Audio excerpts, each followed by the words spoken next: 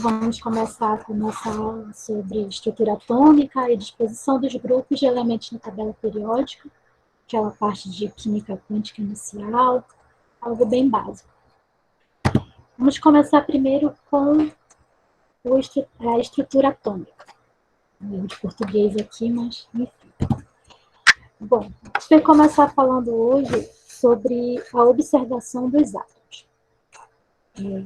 Desde a Grécia Antiga já havia algumas discussões sobre como era vista a matéria, lá com Demócrito, Leucipo, por aí vai. Entretanto, a primeira observação, o primeiro modelo atômico mesmo, ele começou com Dalton. O Dalton, ele descreveu o átomo como uma esfera pura, maciça e indivisível. E ele baseou a diferença de elementos pelo seu peso relativo. Dalton, quando ele fez o primeiro modelo atômico, quando ele descreveu o primeiro modelo atômico, ele representava os modelos dessa forma. Cada elemento tinha um design diferente para representar esses elementos. Entretanto, lá no ensino médio, por questão de didática mesmo, a gente vê a representação dessa forma aqui. Por ser uma esfera maciça, indivisível e pura, esse modelo ele ficou conhecido como o modelo da bola de bilhar. Após alguns anos, lá em 1897, começaram as primeiras observações do modelo nuclear do átomo. Nesse caso aqui, começou com Thomson. O Thomson ele descreveu um modelo com algumas partículas de energia elétrica negativa. Mais tarde a gente fica sabendo que essas partículas de energia elétrica negativa, elas vão ser os elétrons, né? Como foi que ele começou a desenvolver essa primeira questão aí do modelo nuclear do átomo? Ele começou com a investigação dos raios catódicos. Como foi que ele partiu como foi que ele começou essa investigação? Bom, os raios catódicos, eles são raios que eles são emitidos quando uma grande diferença de potencial ela vai ser aplicada entre dois contatos, chapas metálicas, que são conhecidos como eletrodos, certo? E esses contatos de metal, eles estão em um tubo de vidro sob vácuo. Não sei se vocês estão enxergando aqui, mas seria mais ou menos isso aqui. Então, quando ele estava estudando os raios catódicos, ele percebeu que esses raios catódicos eles eram fluxos de partículas negativas que eram provenientes do interior dos átomos que estavam compondo o eletrodo. E o que ele sugeriu? Ele sugeriu que tinha uma partícula positiva, essa partícula positiva ela estava centralizada, né? Seria um centro ali de carga positiva, e suspensas nessas cargas positivas estariam algumas cargas negativas, que no caso foi esse modelo aqui que foi descrito. Por apresentar este centro de carga positiva e essas cargas negativas suspensas, que esse modelo ele ficou conhecido como o modelo do pudim de Passos. Entretanto, em 1908, esse modelo ele foi descartado por Rutherford, né? Porque a partir de mais alguns experimentos e algumas análises, eles viram que não era exatamente assim que o átomo se encontrava. Rutherford tinha 2 alunos, e ele pediu para que esses 2 alunos realizassem um experimento sob a sua supervisão. Esse experimento, esse experimento, ele seguia mais ou menos aqui, esse experimento, ele seguia aqui essa organização. Até então, era conhecido que alguns elementos eles emitiam partículas com carga positiva. Essas partículas eram conhecidas como partículas alfa. E é esse experimento que Rutherford organiza lá com os seus dois alunos. Ele monta uma fonte de partículas alfa, que seria isso aqui, e dessa fonte vai sair um feixe de partículas alfa. Essas partículas alfas, elas seriam emitidas para se encontrarem com uma folha de platina, uma folha, nesse caso aqui, uma folha de ouro, e ao redor teria uma espécie de detector de radiação, enfim. Quando essas partículas elas atingiam a folha, era notável que alguns atravessaram, alguns feixes eles atravessavam direto pela folha. Entretanto, algumas dessas partículas, elas sofriam um desvio, e um desvio muito grande. Então,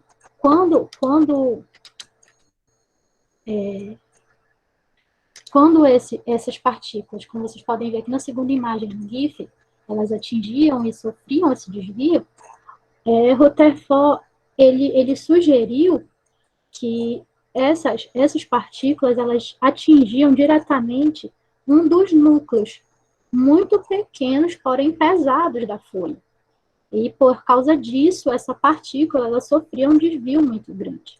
Então, foi a partir desse experimento que Rutherford, então, sugeriu um novo modelo atômico. Esse novo modelo atômico, ele tinha um centro, né? Um centro pontual e positivo e denso. Esse centro seria envolto por um grande volume de espaço quase vazio, e era nesse espaço quase vazio que continha os elétrons. E o núcleo de um átomo que continha parte, e o núcleo do átomo, ele continha algumas partículas positivas, que no caso, essas partículas positivas, elas foram conhecidas como prótons, e continha também partículas neutras, os nêutrons. E ele definiu que o número de prótons do núcleo, ele diferenciava, ele era diferente, né, para cada elemento. E essa diferença, esse número de prótons, ele foi mais tarde chamado de número atômico. Aqui vocês podem ver o modelo que foi teoricamente definido por Rutherford. Tinha o centro, né, pontual positivo, que é esse aqui, e ao redor alguns volumes de espaços vazios onde poderia se encontrar os elétrons. Porém, a questão com a qual os cientistas ainda lutavam por muito tempo era como aqueles elétrons, como esses elétrons, no caso, né, eles se arranjavam em volta do núcleo. E, a partir daí, começaram mais investigações, mais estudos. Então, eles começaram a estudar, a investigar esse arranjo por meio da estrutura interna dos átomos. Como eles fizeram isso? Para entender essa questão, né, eles começaram então, a investigar essa estrutura interna por meio das propriedades de luz que os átomos emitiam quando eles eram estimulados por calor ou algum tipo de descarga elétrica, né? Então, essa investigação ela ficou conhecida como espectroscopia atômica. As moléculas investigadas primeiramente foram as moléculas de H2, de gás hidrogênio, né? E o que eles verificaram? O que eles verificaram nessa investigação? Que quando uma corrente elétrica ela atingia, né, essa amostra de H2, ela funcionava como uma tempestade de elétrons.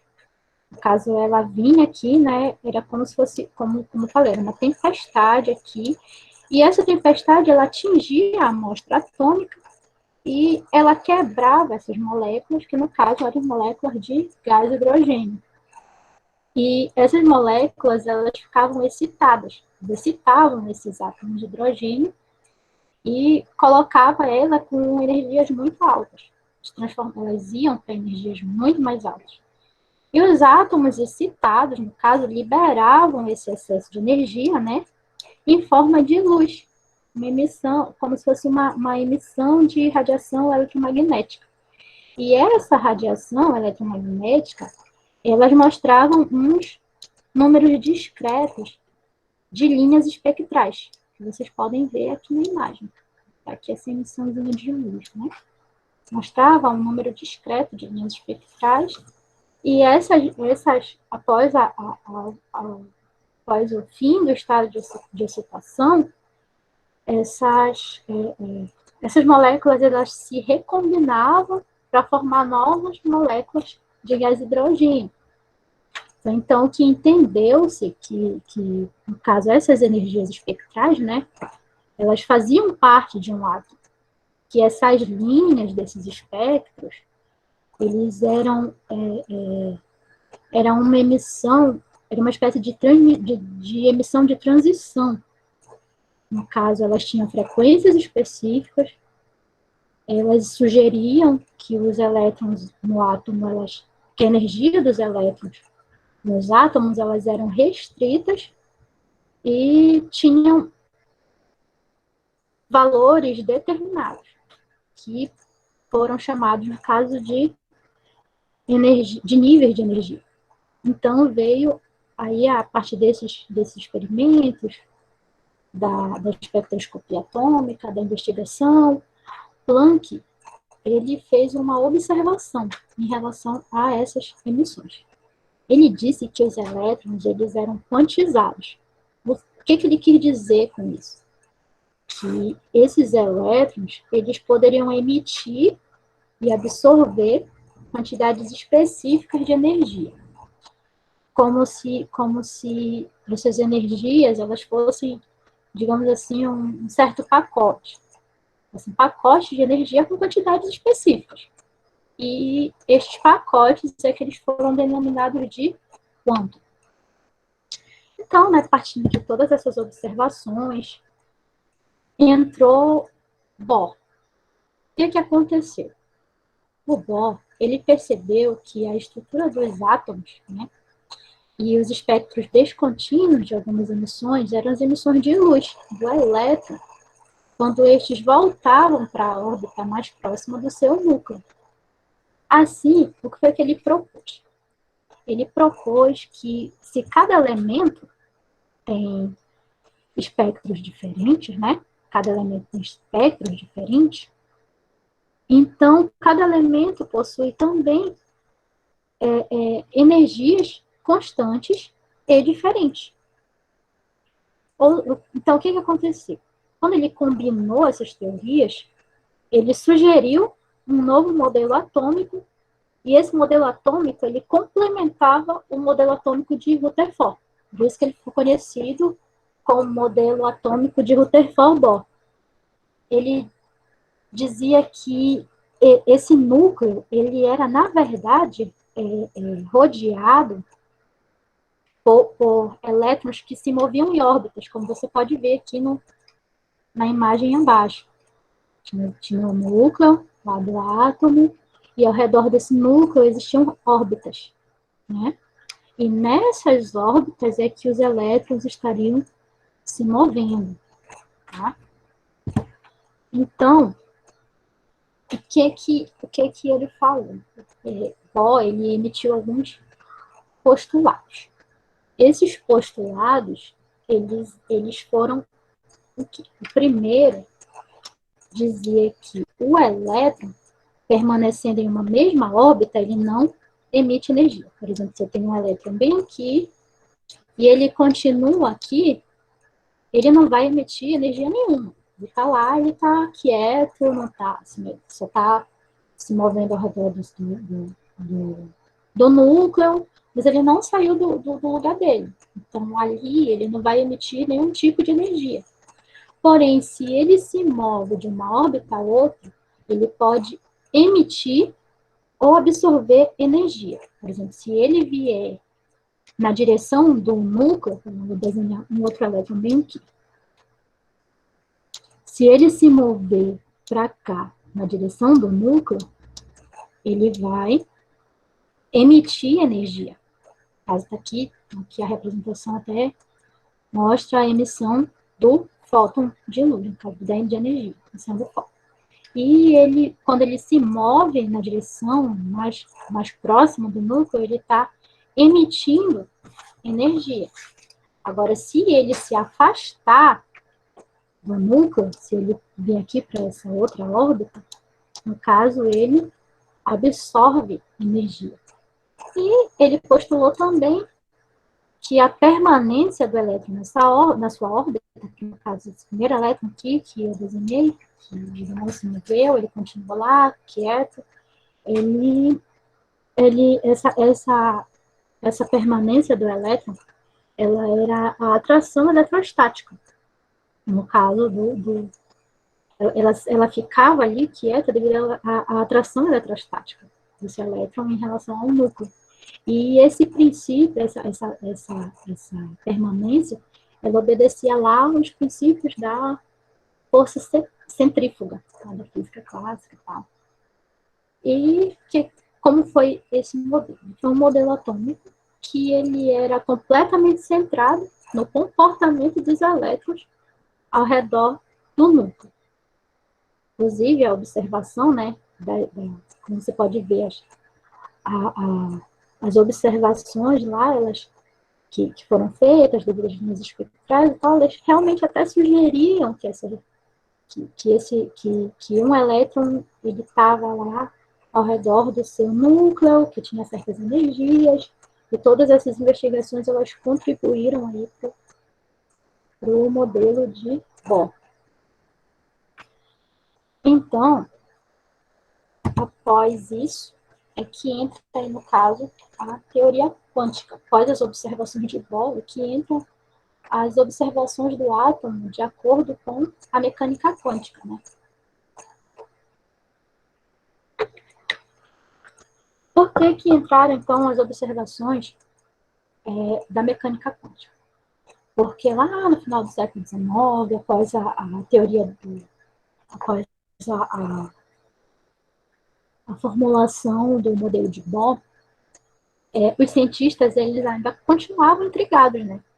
Como em relação ao rearranjo dos elétrons ao redor do núcleo, e enfim. Então, eles começaram a estudar o átomo a partir de uma outra visão. No caso, é aí que entra a mecânica quântica, né? Hoje, o modelo atômico quântico ele é o mais moderno e é o mais complexo conhecido. Tanto que o modelo atômico quântico ele não é visto no ensino médio. É visto a partir do ensino superior. Enfim, às vezes até chegam a pincelar um pouco, citarem que existe um outro modelo, que é o modelo quântico, mas não entram na questão em si. Então, o que a teoria quântica ela afirma? Ela afirma que a matéria ela tem propriedades que são associadas, né, com ondas, e é por essa razão que o modelo atômico ele vai ser baseado nessa teoria. E aí que entra, no caso, a teoria da dualidade, onda-partícula da matéria. Essa dualidade, onda-partícula da matéria, ela foi completamente baseada no estudo do efeito fotoelétrico, né? E do efeito da difração. Inclusive, um dos principais nomes citados em relação ao estudo da dualidade onda-partícula da matéria é Louis de Broglie. E o que ele que ele dizia? Que a radiação eletromagnética, ela se comportava ora como partícula e ora como onda. Ele dizia que a radiação eletromagnética, ela consistia em fótons. Esses fótons, eles se comportavam como partículas. Entretanto, algumas evidências elas sugeriam o comportamento em relação o comportamento dela como uma onda. Por exemplo, nós temos aqui essa partícula, né? Temos aqui essa partícula, e essa partícula ela está sendo emitida. No caso aqui, ela vai ser emitida e ela vai atravessar algumas chapas metálicas. Entretanto, durante todo o caminho dela, ela está se comportando apenas como partícula. Quando ela passa por essas fendas das chapas metálicas, ela passa a se comportar como onda. Você pode ver que muda o modelo, assim, o modelo com que essa partícula ela é atravessada aqui. Começa, né, a emitir como se fossem meios círculos, né? Vocês podem aqui observar. E o que a mecânica quântica diz? Vocês podem acompanhar aqui a leitura comigo. Na mecânica quântica, as partículas elas são uma distribuição espacial de probabilidades, como se fossem campos de matéria. Esses campos, por sua vez, propagam-se no espaço como ondas, sofrendo assim todos os tipos de fenômenos que uma onda pode sofrer. Ou seja, a partir do momento que esses campos de matérias eles passam a se propagar no espaço, eles podem sofrer fenômenos de difração, reflexão e outros fenômenos aí que são conhecidos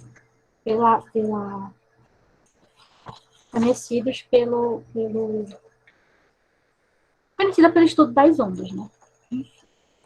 Então, a partir daí, houve também uma outra teoria que foi a segunda teoria, que ela é precursora do modelo atômico atual, do modelo atômico quântico, que ela é conhecida como o princípio da incerteza de Heisenberg. O que é o princípio da incerteza de Heisenberg, né? A dualidade onda-partícula da matéria, né, eliminou, no caso, a possibilidade de descrever uma localização do elétron a partir do conhecimento que até então era descrito, que eu poderia encontrar a localização, poderia descrever, dizer onde meu elétron estava localizado, a partir do conhecimento do momento linear, do momento linear. Só que, até então, havia discussão em torno disso. Então, quando Heisenberg ele fez esse postulado, ele disse que já que a matéria ela tinha propriedades tanto de onda como de partículas, elas não poderiam ser, a localização do elétron poderia ser especificada. Não era possível, no caso, especificar a trajetória das partículas. Então, essa dualidade, ela elimina completamente a possibilidade de especificar a trajetória das partículas. Foi então, partindo desses estudos, que Heisenberg formulou que quanto mais exatamente a gente puder determinar a posição de um elétron, menor será a exatidão com que eu estimo a velocidade do mesmo e vice-versa. Por exemplo, no caso aí se eu também conheço uma certa precisão a velocidade desse elétron, com que ele está lá na órbita, menor vai ser a precisão da localização desse elétron. Vai ser menor a minha possibilidade de determinar a posição desse elétron. Ou seja, o que isso significa? Que é impossível conhecer exatamente a posição e a velocidade de um elétron simultaneamente. No caso, o conceito de um elétron, né, se movimentando numa órbita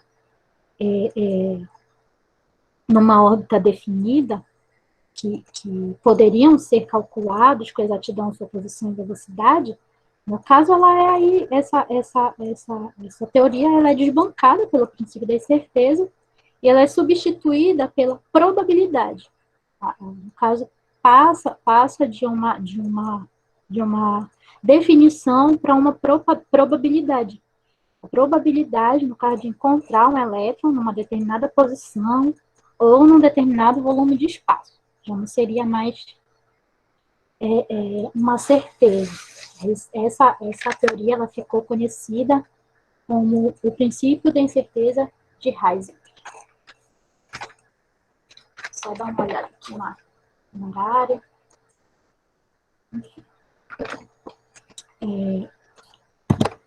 A partir, então, desses estudos, das teorias de de Broglie, do princípio da incerteza, começaram a ser descrito o átomo de uma forma diferente. É aí que entra a descrição do átomo pela equação de onda de Schrödinger.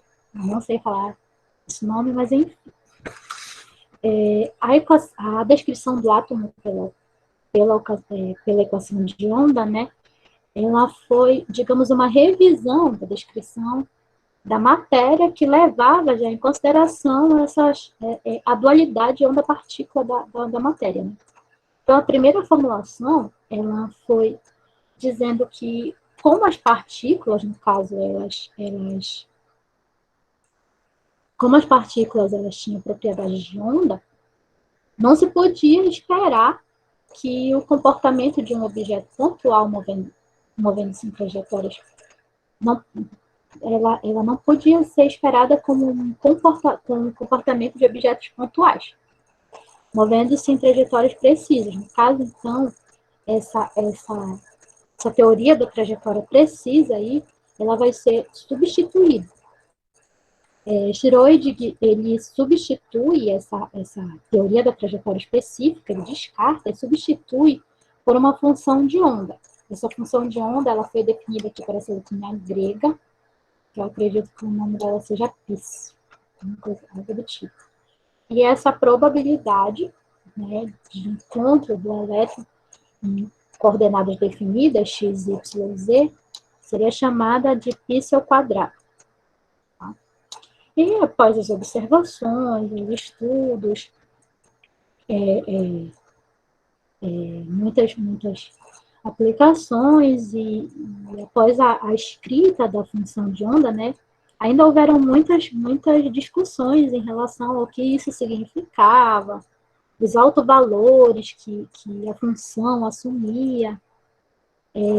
Então, a partir inclusive, os testes eles foram feitos também com moléculas de hidrogênio, né? E após o sucesso dos testes em relação aos estudos, às observações, foi que Schrödinger escreveu a seguinte equação, que é a equação que está aqui representada. Desculpa aí a falta de coordenação motora. Ela foi apresentada, então, como uma derivação do x, né, que seria, no caso, sua posição, a função de onda, definida por Schrödinger, e essa seria, no caso, um produto dessa função, dessa derivação, dessa função, em relação com a energia potencial. E foi por meio dos testes com essa equação que a gente conseguiu determinar um novo modelo atômico. Essa equação ela foi usada para encontrar também níveis de energia que eram permitidos nos sistemas da mecânica quântica. E quando se resolviam essas funções, né, era notável que elas davam resultados em números inteiros, que após após alguns estudos, esses números eles foram conhecidos como números quânticos, né? E já essa equação, ela não dava um número exato, digamos. A resolução dela, ela apresentava apenas uma probabilidade, que era o mais correto, levando em consideração os estudos de De Broglie e o princípio da incerteza de Heisenberg. Ela dava a probabilidade de encontrar partícula em uma determinada posição. Foi aí que ele desenvolveu um modelo atômico, onde ainda tinha um núcleo, lá, um núcleo central. Entretanto, ao redor desse núcleo já não tinha mais apenas órbitas, era uma nuvem eletrônica. Ao redor do núcleo existia uma nuvem eletrônica. E o modelo quântico, ele diz que a região de maior probabilidade de se encontrar um elétron é chamado de orbital. Esse orbital, no caso, estaria aqui nessa nuvem eletrônica ao redor do núcleo. E aqui nós conseguimos visualizar, né, a evolução dos modelos atômicos. O primeiro modelo atômico, que é o modelo atômico de Dalton, lá de 1803, que foi uma esfera maciça, indestrutível, conhecido como modelo de bola de bilhar. E após isso, temos aqui também o modelo atômico de Thomson, que apresentava o modelo de cargas positivas e negativas, conhecido como o modelo do pudim de passas. O modelo de Rutherford, né, foi determinado através do experimento do feixe de partículas alfas. O modelo de Bohr, que ficou conhecido mais tarde como modelo do sistema planetário, que apresentava um núcleo central e os elétrons movendo-se em órbitas. E um modelo mais atual, que foi o que a gente viu agora, que é o modelo de nuvem eletrônica, que foi descrito por Schrödinger, por meio lá da equação de Schrödinger. Então, a gente vai dar uma olhada agora, já que a gente já conhece os modelos atômicos, a gente já deu uma conhecida aí na equação. A gente vai entrar agora na estrutura eletrônica dos átomos. No caso aqui, a gente vai começar com os números quânticos.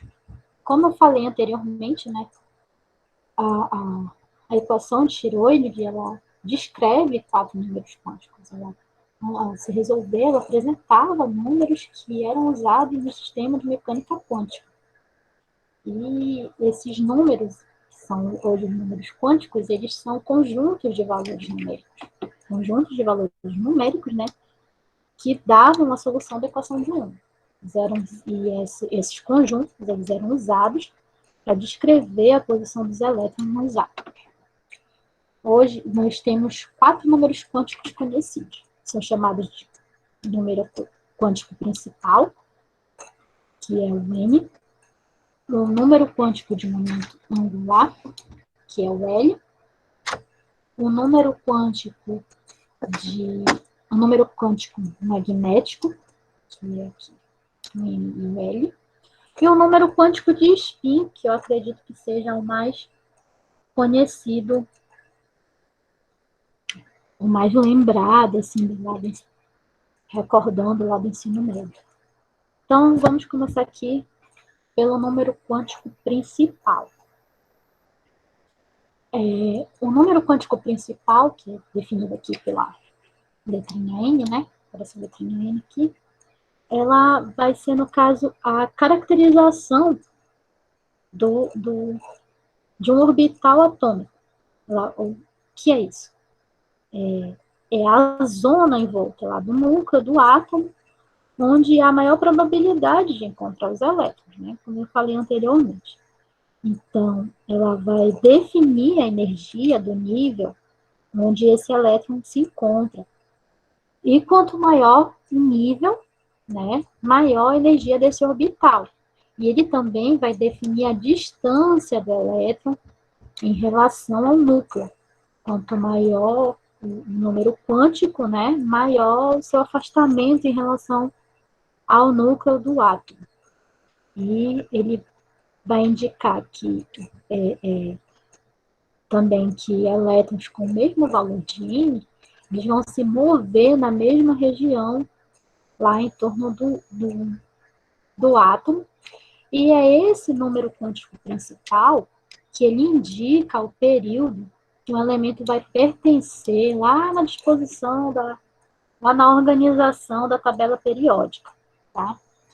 Até hoje, nós conhecemos 7 níveis de energia para os elementos, e nós temos aqui, estão dispostos de 1 a 7, N igual a 1, 2, 3, 4, 5, 6, 7, e eles são identificados por essas letras aqui do alfabeto. Nós teremos K, L, M, N, O, P, Q.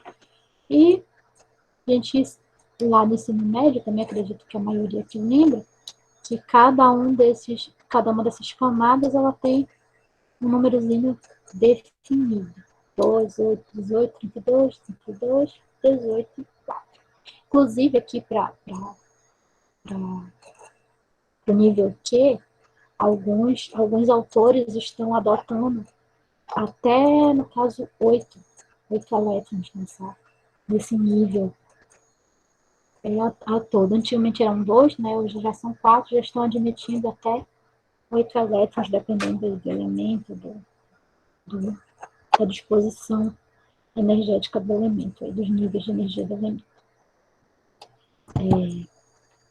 Nós temos também um número quântico secundário, ou um número quântico de momento angular, que também pode ser chamado de número quântico azitonual, azimutual, uma coisa assim. Ele vai caracterizar as subcamadas de um orbital atômico, no caso, os subníveis do orbital atômico. Ele vai determinar também a geometria da nuvem eletrônica que está associada a um elétron. Ele está relacionado diretamente com o N, né? De modo que para um dado valor de N, ele vai ser limitado pelos valores. L igual a 0, 1, 2, 3, e termina em uma subtração do número quântico principal, caso N menos 1. Os subníveis associados com os valores de L, que são 0, 1, 2 e 3, eles são designados de S, P, D e F. Caso S aqui vai ser equivalente a 0, o P igual a 1, o D igual a 2 e o F igual a 3. E como vocês podem visualizar aqui, cada um desses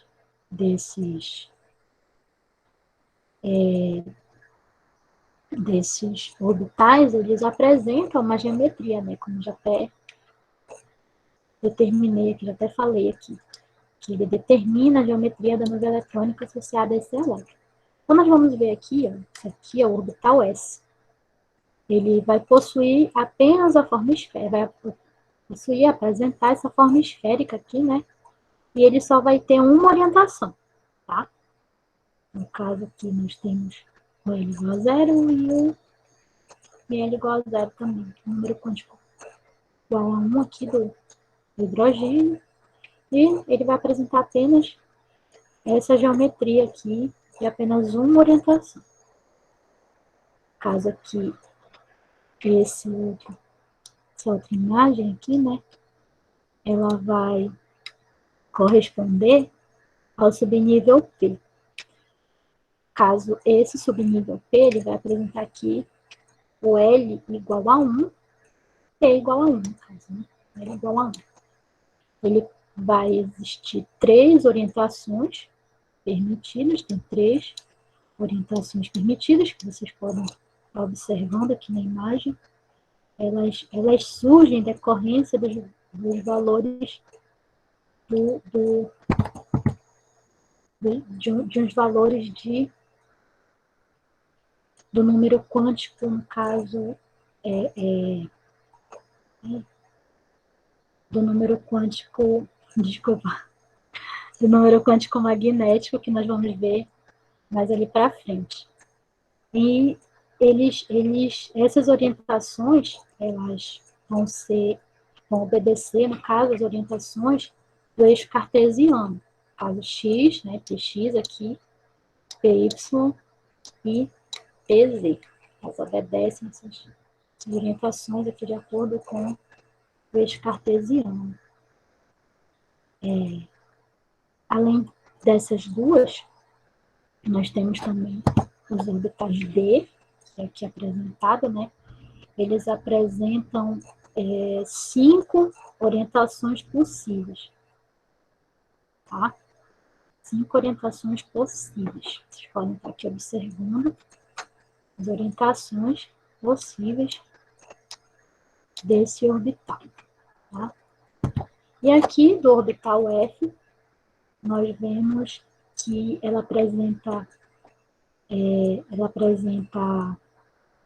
7 orientações possíveis, né? Aí observando.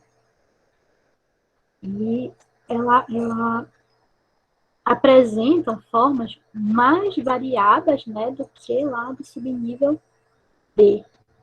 Elas podem ser derivadas da adição de um plano modal às formas do orbital, dos orbitais, e vão apresentar N menos 4, lá nos 4 nós radiais.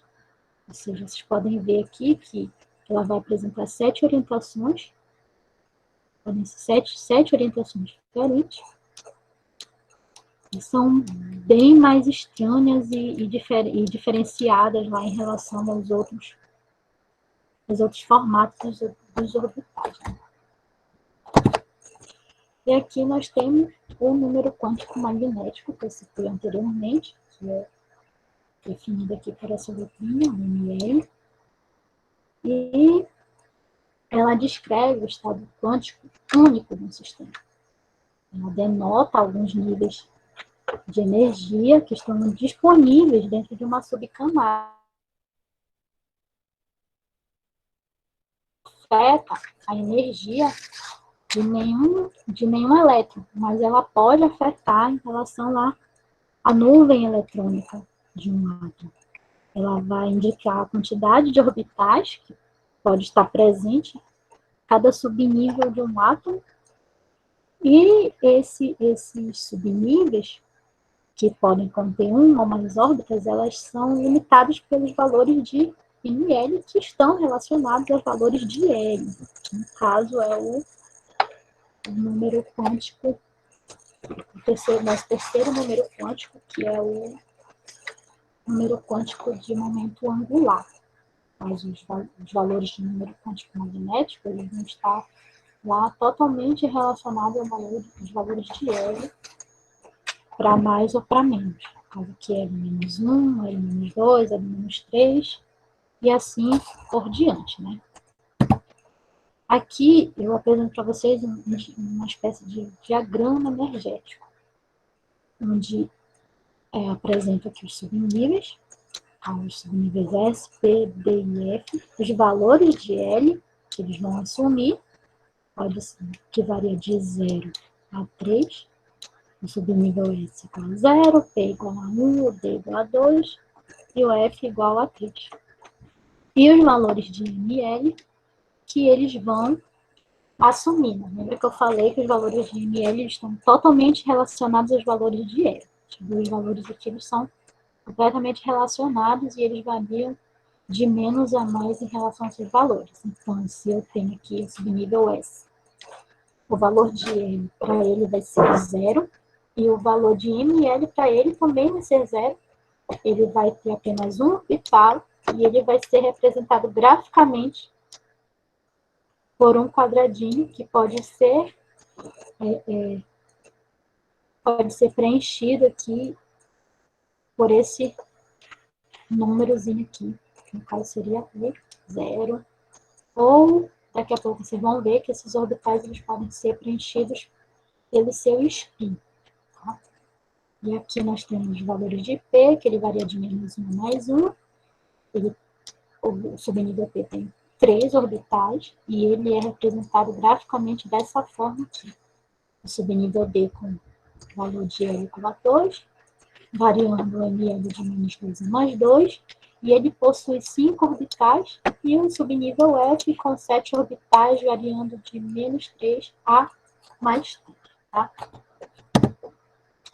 E aqui nós temos o número quântico de spin. Inclusive bem simples, né? Bem tranquilo de aprender. Nós temos 2 estados de spin apenas. Um elétron ele vai possuir apenas 2 estados de spin. E esses estados eles vão ser definidos aqui por essa seta para cima e essa seta para baixo, que vai indicar, no caso, a rotação que esses elétrons vão assumir lá em torno do seu próprio eixo. Se eu tenho a seta para cima, ele vai estar, significa que ele está rotacionando no sentido horário, tá? Seta para cima, rotação no sentido anti-horário. Eu troquei as palavras, no caso. Seta para cima, rotação no sentido anti-horário. Seta para baixo, rotação no sentido horário. Seta para cima, anti-horário, seta para baixo, horário. E ele só pode assumir 2 valores únicos, mais meio e menos meio. Nós podemos ver, né, a rotação desse elétron e ele está com a seta para cima, significa que ele está rotacionando no sentido anti-horário e vai apresentar o valor mais meio. Seta para baixo, menos meio. Ok? Aqui nós temos uma representação simbólica. Essa representação simbólica, apresentei agora para vocês a representação gráfica, né, na tabela, e aqui nós temos uma representação simbólica. Inclusive, vocês devem lembrar dessa representação lá do diagrama de Linus-Pauling, que apresenta a distribuição eletrônica. E aqui nós vemos que essa representação simbólica ela é dada pelo número quântico principal, que está na frente, vai apresentar, no caso, né, de 1 a 7, o número quântico principal. Aqui o número quântico secundário, que pode ser S, P, D, F. E aqui a quantidade de elétrons que está presente nesse subnível. No caso aqui seria a nossa representação simbólica desses números quânticos quando são feitas as suas distribuições eletrônicas de elemento para elemento. Aqui, após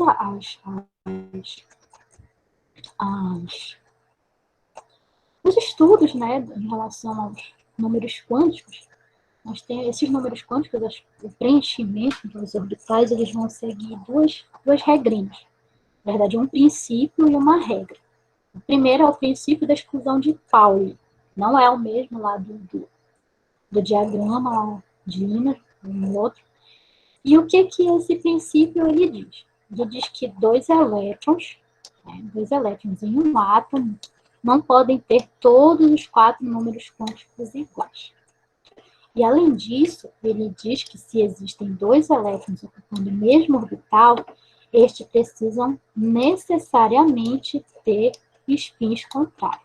Ou seja, se eu tenho 2 elétrons que estão ocupando o mesmo orbital, que são representados aqui por essas caixinhas, né, por esses quadradinhos. Os quadradinhos são as representações de gráficos do orbital.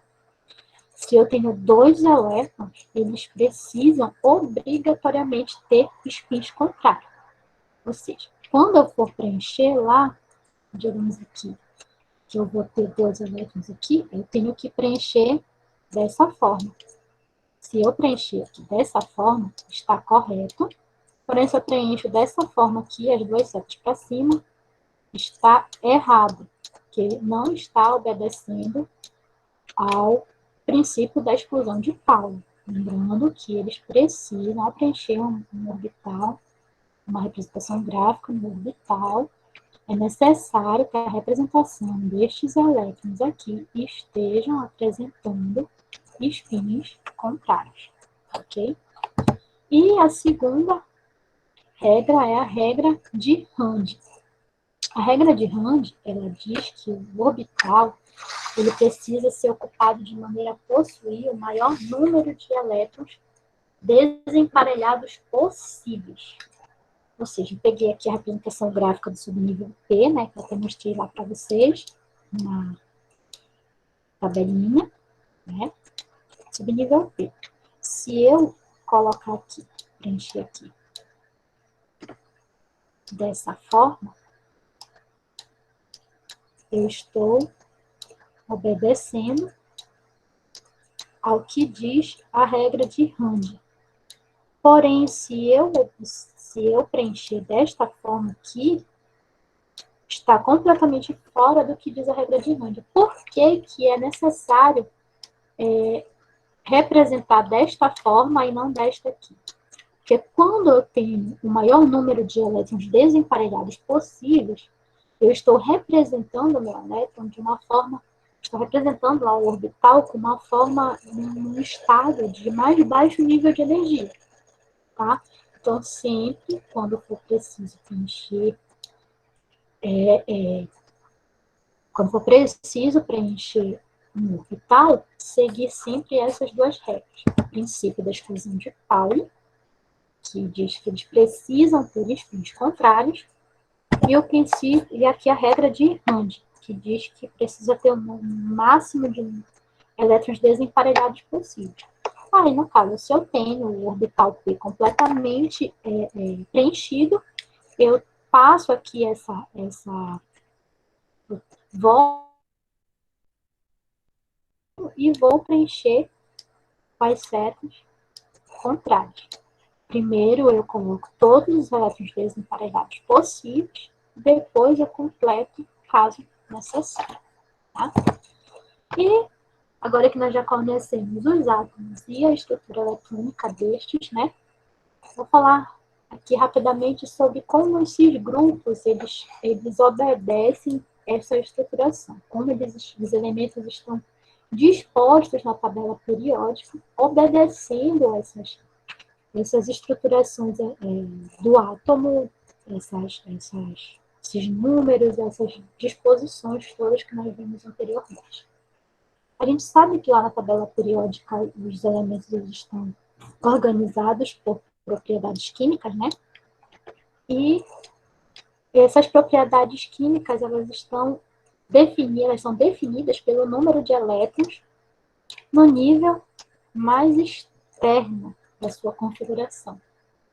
Então, se eu tenho grupos com a mesma distribuição eletrônica, no nível mais externo, eu tenho propriedades químicas e físicas semelhantes. Então, elas vão estar dispostas no mesmo grupo da tabela periódica. Então, nós temos aqui elementos com um elétron no nível mais externo, eles sempre vão ser do grupo 1.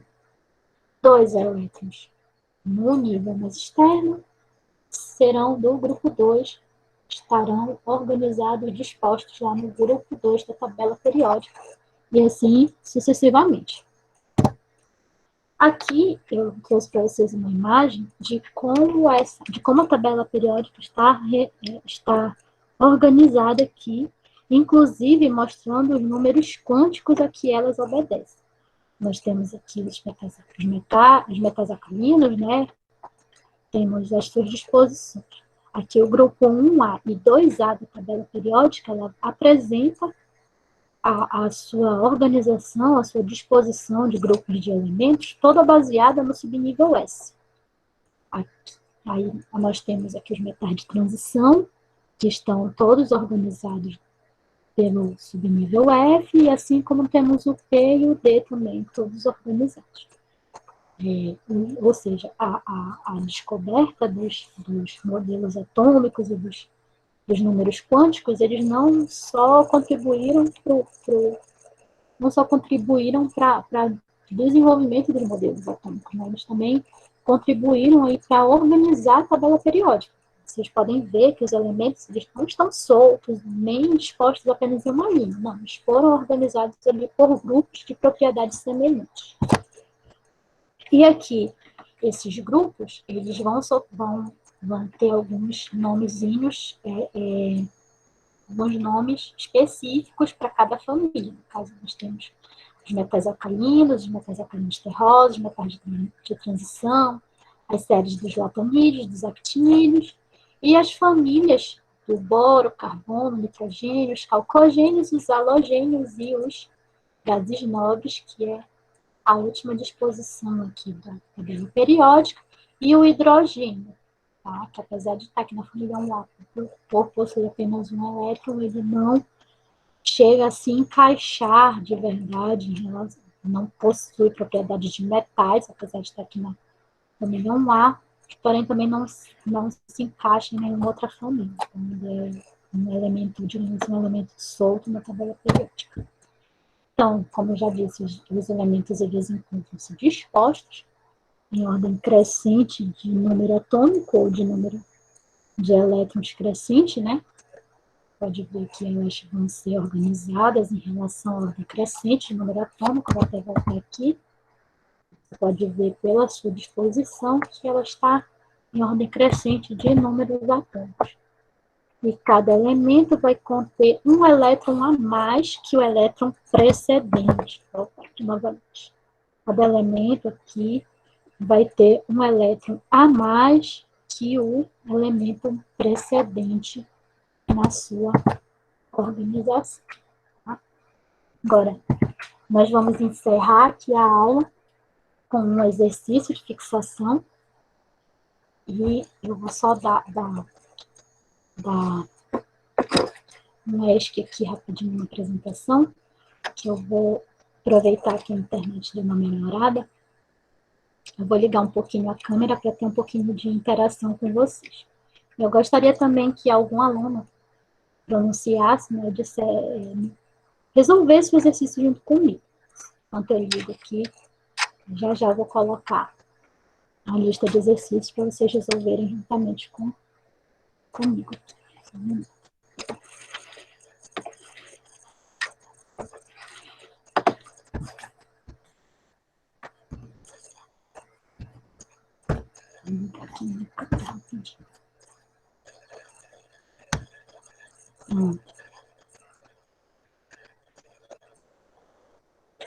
Outra parte dos exercícios, essa parte aqui um pouquinho mais leve, não tem imagem, fica mais fluida a apresentação. Então, vamos lá para os exercícios de fixação. Eu trouxe aqui essa primeira questão, que ela diz o seguinte: os fogos de artifício, eles vão utilizar sais de diferentes íons metálicos que são misturados, né, com um material explosivo. E, quando incendiados, eles vão emitir diferentes colorações. Por exemplo, se de sódio vão emitir cor amarela, de bário cor verde e de cobre cor azul. Essas cores elas são produzidas quando os elétrons excitados dos íons metálicos retornam para níveis de menor energia. Veja bem, nessa frase. Elétrons excitados dos íons metálicos, eles retornam para níveis de menor energia. O modelo atômico mais adequado para explicar esse fenômeno é o modelo atômico de... Quem pode me responder?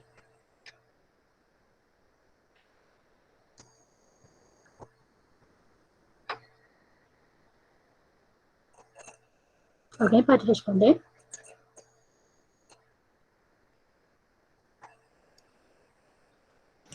A turma pode usar o chat também, caso queira se comunicar com a Karen.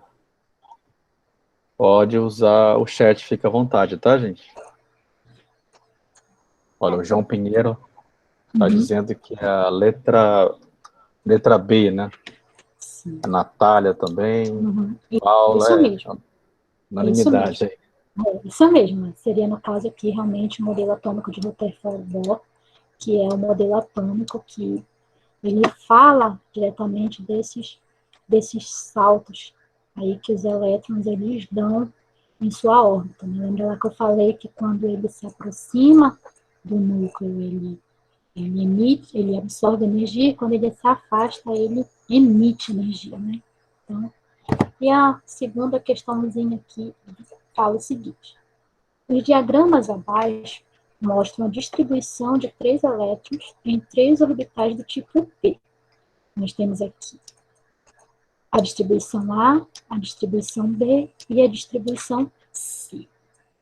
A partir das análises dos diagramas, a gente vai julgar aqui os itens como falso ou verdadeiro. A primeira disposição aqui, ela diz que a distribuição eletrônica em A está incorreta porque não obedece ao princípio da exclusão de Pauli. O princípio da exclusão de Pauli. O princípio da exclusão de Pauli diz que os elétrons eles precisam, ao preencher um orbital, esse preenchimento ele deve obedecer o princípio de que os spins devem ter orientações contrárias, né? Ou seja, vai ter que ter uma setinha para cima e uma setinha para baixo. E aqui nós temos todas as setas para cima. E a regra de Rand diz que eu tenho que preencher os orbitais com o máximo de elétrons desemparelhados possíveis. Ou seja, não está com o máximo de elétrons desemparelhados possíveis e nem apresenta